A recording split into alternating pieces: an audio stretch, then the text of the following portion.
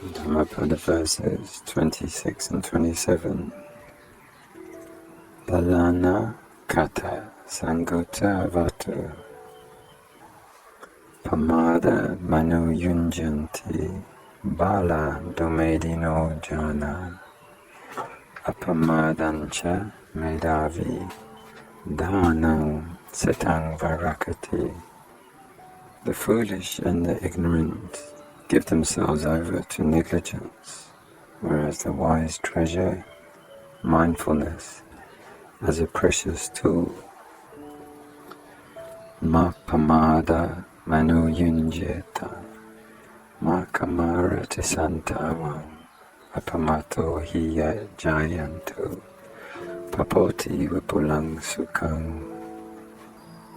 Therefore one should not be negligent, nor be addicted to sense pleasures, for he who is established in mindfulness through cultivation of tranquility and insight practice experiences supreme happiness, or he realizes Nibbana.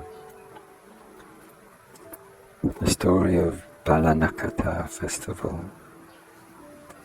While residing at the Jetavana monastery, the Buddha uttered verses 26 and 27 of this book in connection with the Balanakkhatta festival.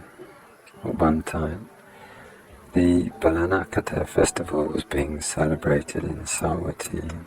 During the festival, many foolish young men, smearing themselves with ashes and cow dung, roamed about the city shouting and making themselves a nuisance to the public. They would also stop at the doors of others and leave only when given some money. At that time there were a great many lay disciples of the Buddha living in Savatthi. On account of these foolish young hooligans, they sent word to the Buddha, requesting him to keep to the monastery and not to enter the city for 7 days. They sent alms food to the monastery, and they themselves kept to their own houses. On the 8th day, when the festival was over, the Buddha and his disciples were invited into the city for alms food and other offerings. On being told about the vulgar and shameful behavior of the foolish young men during the festival, the Buddha commented that it was in the nature of the foolish and the ignorant to behave shamelessly. He said this, 26.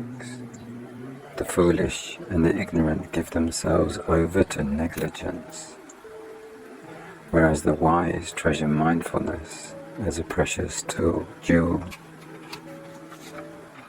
Therefore one should be negligent, nor be addicted to sensual pleasures, for he who is established in mindfulness through cultivation of tranquility and insight development practice experiences supreme happiness, realizes Nibbana.